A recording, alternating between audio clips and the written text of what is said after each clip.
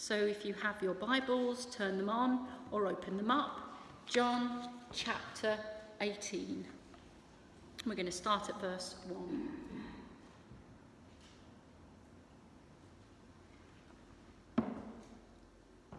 Might have to talk fast, there's a lot in it. John chapter 18, starting at verse 1. When he had finished praying, Jesus left with his disciples and crossed the Kidron Valley. On the other side there was a garden, and he and his disciples went into it. Now Judas, who betrayed him, knew the place, because Jesus had often met there with his disciples. So Judas came to the garden, guiding a detachment of soldiers and some officials from the chief priests and Pharisees. They were carrying torches, lanterns, and weapons. Jesus, knowing all that was going to happen to him, went out and asked them, "Who is it that you want?" "Jesus of Nazareth," they replied. "I am he," Jesus said, and Judas the traitor was standing there with them. When Jesus said, "I am he," they drew back and fell to the ground. Again he asked them, "Who is it you want?" "Jesus of Nazareth," they said. Jesus answered, "I told you that I am he. If you were looking for me, then let these men go." This happened so that the words he had spoken would be fulfilled. "I have not lost one of those you gave me." Then Simon Peter, who had a sword, drew it and struck the high priest's servant, cutting off his right ear. The servant's name was Malchus. Jesus commanded Peter, "Put your sword away. Shall I not drink the cup the Father has given me?" Then the detachment of soldiers with its commander and the Jewish officials arrested Jesus.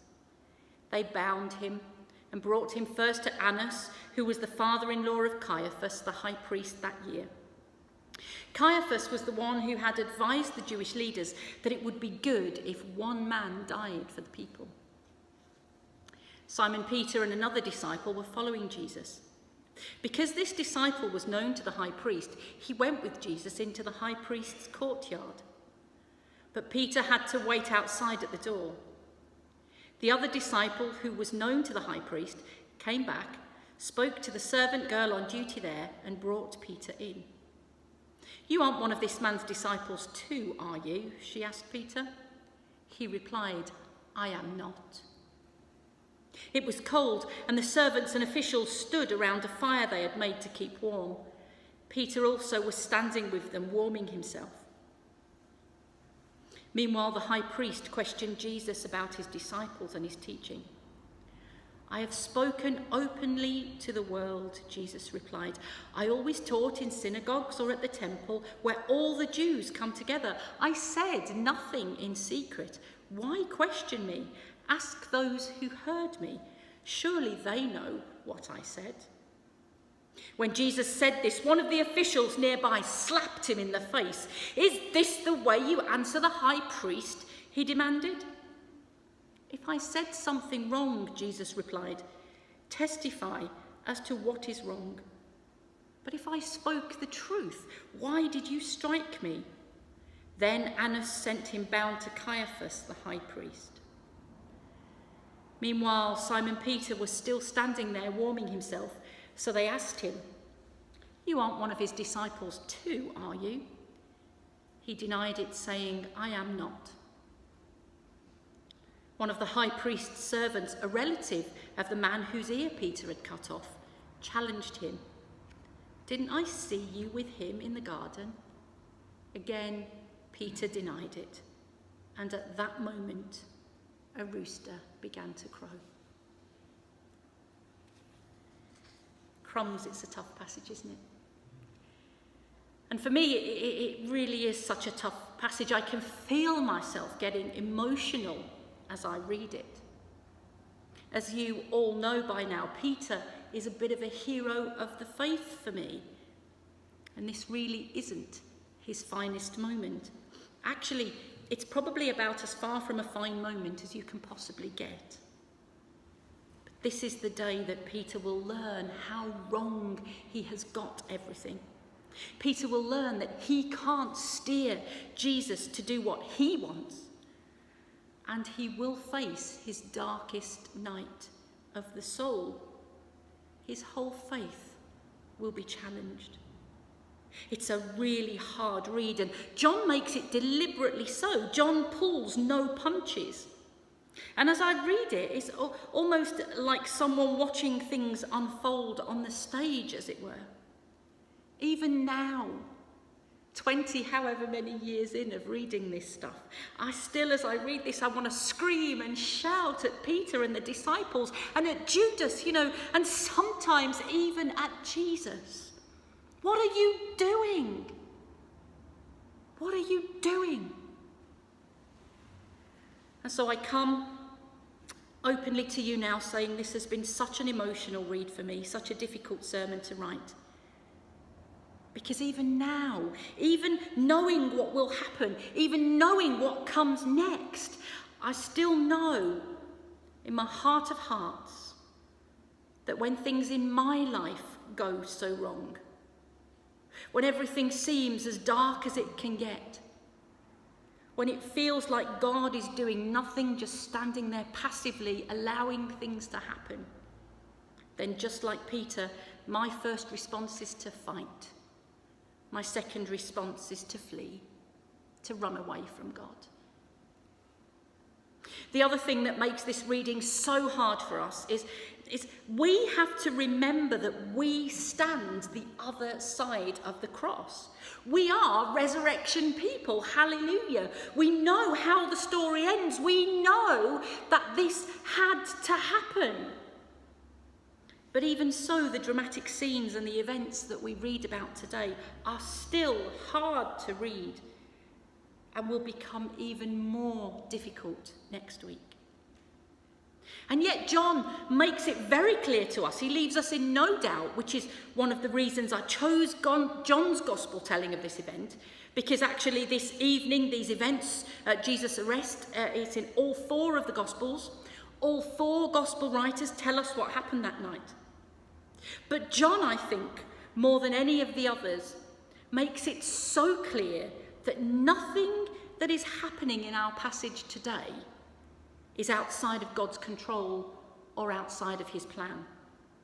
John makes sure that we understand that this is not Jesus being taken, this is not Jesus being caught by surprise or being found out.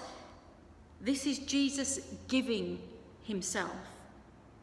John is the one who tells us that when Judas arrived with Roman soldiers and temple officials behind him, a coward backed up by military might, Jesus isn't taken by force, he willingly goes out to them. Verse 4, Jesus, knowing all that was going to happen to him, went out and asked them, "Who is it that you want?" But I'm doing my usual, church. I'm doing my usual in my haste, in my excitement, in my passion. I'm getting ahead of myself. So let's look where we are. Last week in our service, we left Jesus and his disciples in the upper room gathered together. Jesus has washed their feet. He shared a last meal with them. He's taught them and he's prayed for them.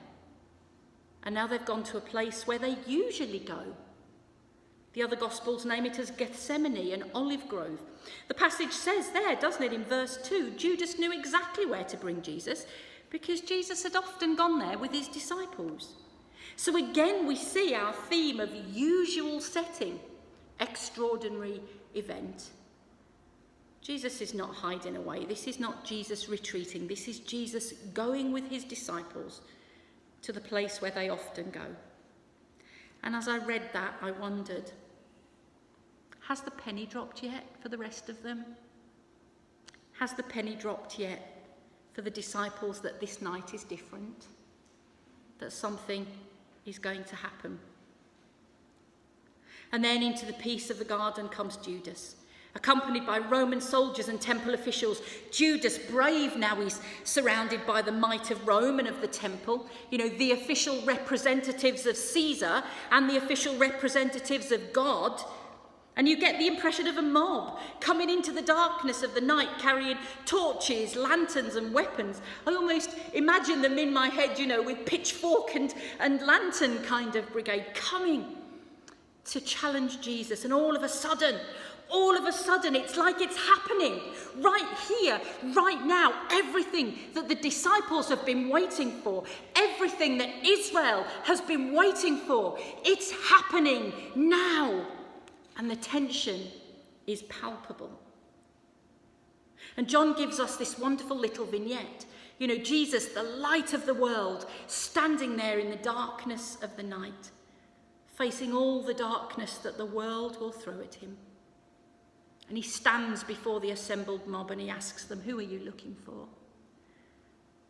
And do you see in verse 5 and 6, they say, "Jesus of Nazareth."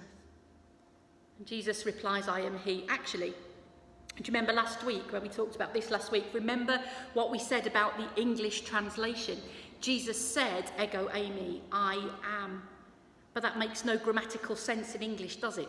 Who are you looking for? Jesus of Nazareth. I am. What? So to make it make sense in English, it has been adapted to I am he.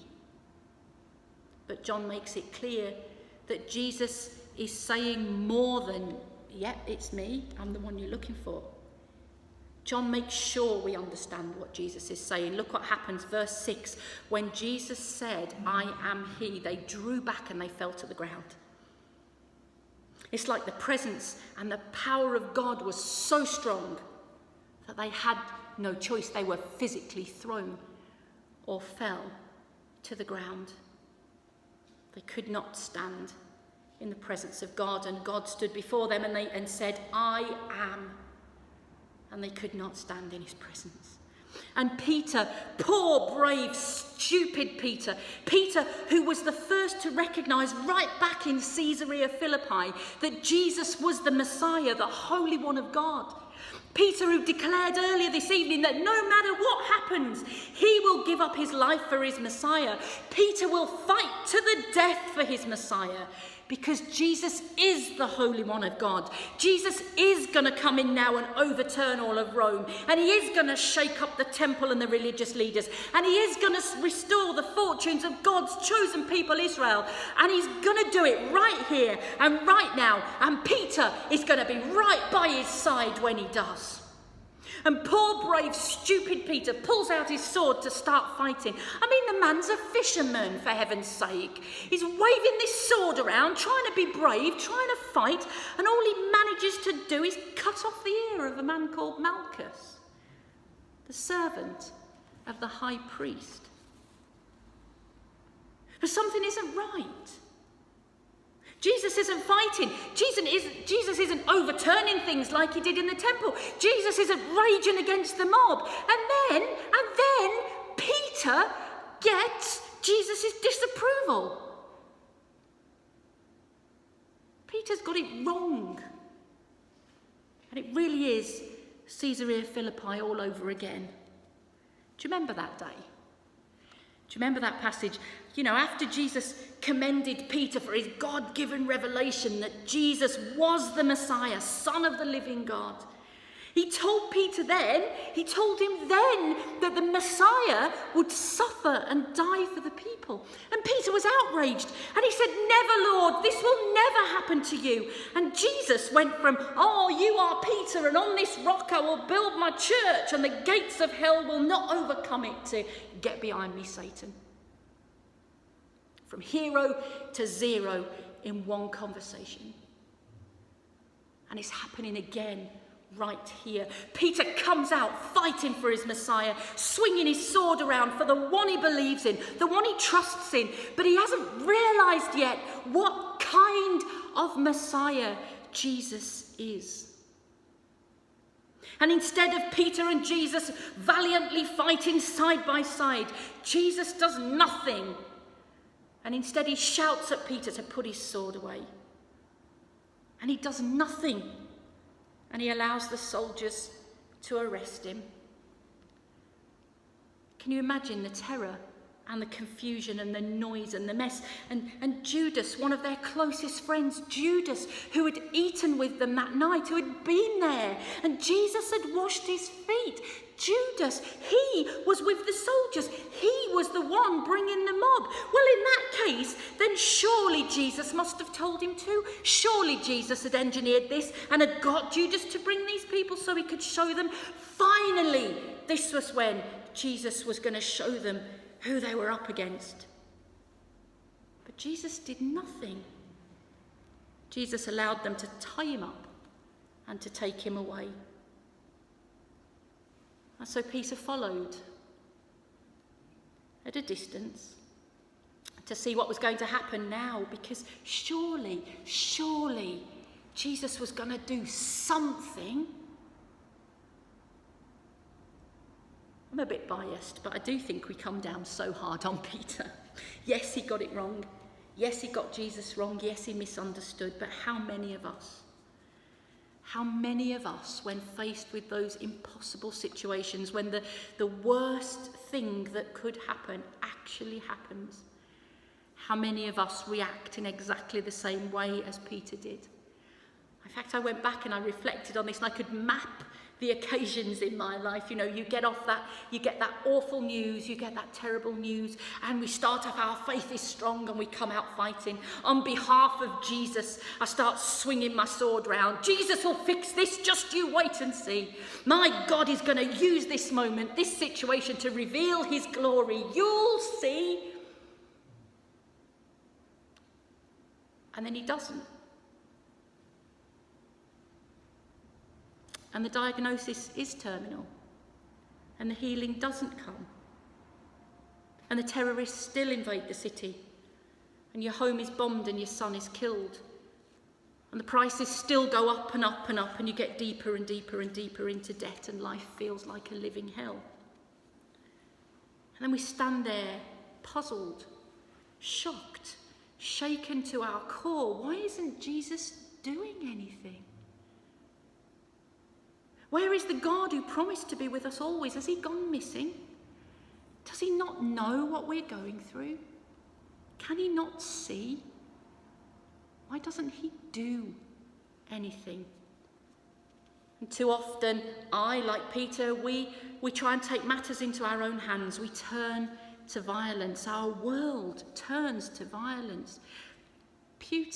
Vladimir Putin, quoted from the Bible this week in defence of the war in Ukraine. Did you know that? Did you see that on the news? Putin took words of peace. He said, there is no greater love than giving one's life for one's friend. He took what Jesus is about to do, to lay down his life. Putin took the ultimate act of peace and he used it as a war cry. He used it to stir the hearts of the young Russian men to fight. And we saw how our world turns to violence at the Oscars this week, when a comedian who, in incredibly poor taste, made an appallingly hurtful joke, so-called joke.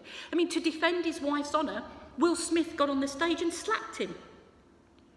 And how many people have publicly applauded Will Smith and his actions in standing up for his wife and standing up for what is good and what is right and defending her honour? Always we choose violence, again and again. Peter chose violence, and he was ready to fight, to defend Jesus to the very death, to fight for what was right and good, to fight for justice and righteousness, to fight for his Messiah. And Peter got it wrong again. And then Peter had to watch as Jesus was bound and taken to Annas and Caiaphas, the high priest, and as the Sanhedrin was hastily cobbled together, a middle of the night gathering of the Jewish elders and the teachers of the law. But surely Jesus is going to do something. And so Peter follows along at a distance.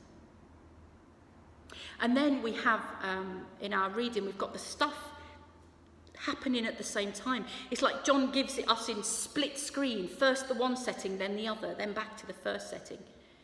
We have Jesus on trial up in front of the Sanhedrin. And in the courtyard, looking on from a distance, is Peter. He's been let into the courtyard, but not without people noticing. The servant girl who lets him in asks him, "Aren't you one of the disciples?" Peter says no. And instantly, in our passage, we have this dichotomy. Jesus on trial, speaking truth. And Peter almost facing his own trial in the grounds, facing his own set of questions, speaking lies. Truth and lies. Light and darkness. And as Peter huddles around the fire, John doesn't tell us, but the other gospel writers tell us it's a charcoal fire. That will become significant in weeks to come. Remember that, because charcoal fire has such a distinctive smell. It has such an unforgettable smell. And as Peter huddles to try and keep warm, he's challenged again. You're one of his disciples. You're one of his followers. And again, Peter says no. And the third time he's asked, it's even worse. It's by someone related to Malchus, the man related to the man that Peter swung his sword at and chopped his ear off. He says, "Didn't I see you in the garden?" And to save his own skin, as Jesus is preparing to lay his down, Peter says no. I just weep to think how wretched Peter must have felt when the rooster crowed right then, as he remembered Jesus' words the previous evening when everything had seemed so normal. Well, apart from the weird foot washing. And they'd eaten together, they'd talked and prayed and sung hymns together when he'd sworn to lay down his life for Jesus. But Jesus had known. Jesus had said to him, "Before the rooster crows in the morning, you will deny knowing me 3 times. Can you imagine how wretched he would have felt? And at the same time that all this is happening out in the courtyard, Jesus stands before Annas, before Caiaphas, before the whole gathered court, speaking truth. Uncomfortable, horrible, challenging truth, revealing all of the darkness and receiving his own slap in the face in the process, because our natural instinct is always violence. Jesus knows that tonight he will do more than fight. He will not retaliate violence with violence, but instead he's going to absorb all the violence that the world can throw at him. Tonight, the world will do all that it can to extinguish the light of the world, but Jesus will go forward, misunderstood, betrayed, denied, insulted, alone, and he will face the worst horror that the Roman world could bestow on someone. And he's going to take all of the hatred and all of the sin and all of the guilt and all of the shame, and he's going to absorb it into himself. And he's going to give back love. For love of Peter, for love of Judas, for love of the disciples who've all scarpered by this point, for love of the people of Israel, for love of the people of the world. The Messiah must suffer and must die.